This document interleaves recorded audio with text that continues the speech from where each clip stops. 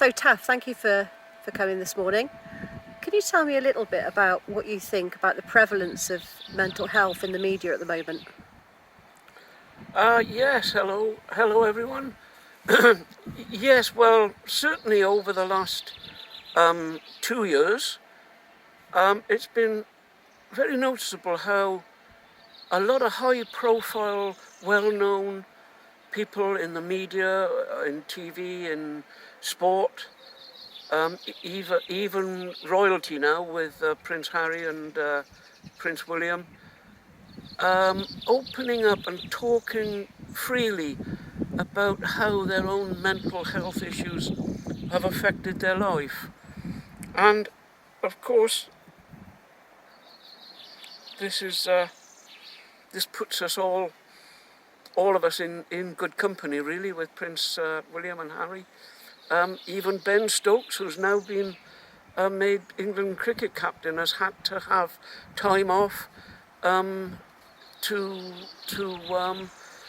get better, to allow his mental health to get better. And now here he is with the highest profile in English cricket. So it can only be good. It can only be good. It's no good. It's no good denying it. It's no good ignoring it. So yeah, I'm pleased and encouraged by these people coming out and opening up and talking freely about it. Yeah, progress. So Taff, what do you think the general perception of mental illness is? Well, following on from what I've just said about well-known people coming out about their own stuff, it does hopefully lessen the prejudice and the stigma to some extent that a lot of people in the past have had, and the feelings still linger now, I think, that somehow mental health is a weakness in people. It's a flaw in their character or a fault line in their personality. But of course, as we now understand more and more about it, it affects everybody and anybody. The rich, the poor, the famous, the common, the black people, white people, men, women, young people, middle-aged people, old people. It affects everybody. And so the quicker these old myths, these old prejudices are put to bed once and for all and seen for what they are as prejudices, the better. So Taff, can you tell me a little bit about your work with people with mental health concerns? Yes, I sure. I've for many years now been a volunteer with Swindon and Wiltshire Turning Point, and have met and talked to many people who, to one degree or another, suffer with their mental health. Very common, of course, are anxiety and depression. Anxiety leads to fear, really. Fear of the outside world, fear of going out,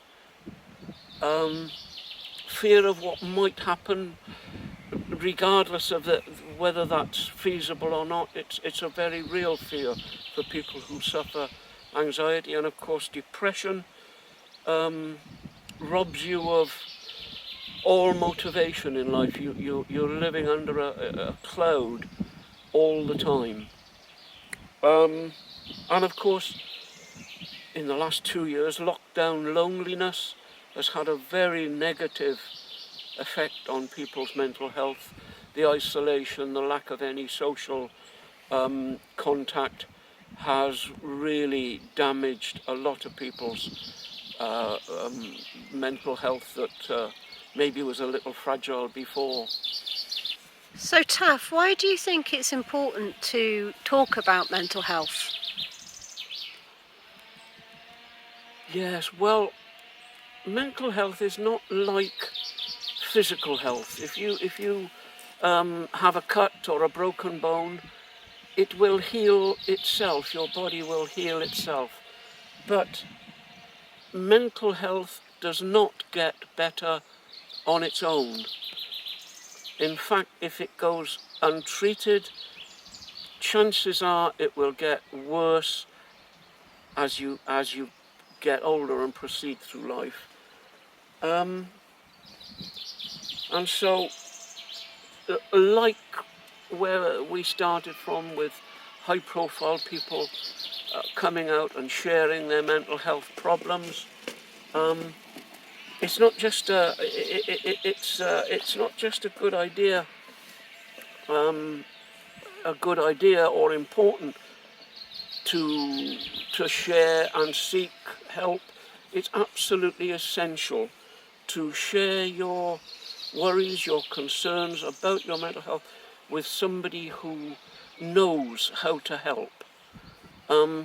Sure, you can talk to friends and you can talk to, and that's good to share and it's good to talk, but it's essential that you share your concerns with somebody who knows how to help. Okay, Taff, so let's say I'm talking to somebody about my mental health and they say something that I find unhelpful. What do I do then? Yes, well, as I've just said in the last piece, it's essential to bring your mental health issues into the open and talk about them. Essential to talk to people who know. But of course, you will also, in conversation with casual friends or so, mention mental health problems. And sometimes people, maybe it's an old-fashioned view. Maybe it's a not quite knowing how to respond to what you're saying. They will be, they don't mean to be, but they'll be maybe quite a bit unkind and kind of say, oh, you know, you've got nothing to worry about. There's nothing in your life to make you depressed. Come on, snap out of it. That kind of stuff, you know, count your blessings. And it's all, they're saying it for the best, for what they think is the best, and what they think is helpful and sympathetic. But actually, of course, it's not. It's quite unkind to listen to and not at all helpful to listen to. I would say that if you are in Turning Point, all Turning Point workers have been trained in mental health matters, and they know how to help. They want to help. So don't be in denial about your mental health issues. Don't be alone with it. Denial and loneliness is an awful place to be. Talk about it. Get it out there. Get it all out in the open. Talk to your key worker.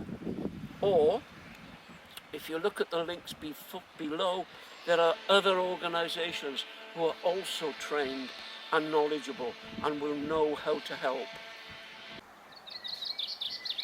So Taff, it's been lovely talking to you this morning.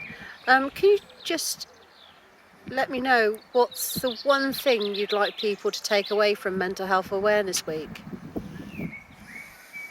Thank you. Yes, it's been a pleasure to talk to you, and thank you everyone for listening. The one thing, if nothing else, the one thing I'd like you to know, don't forget, it's okay not to be okay.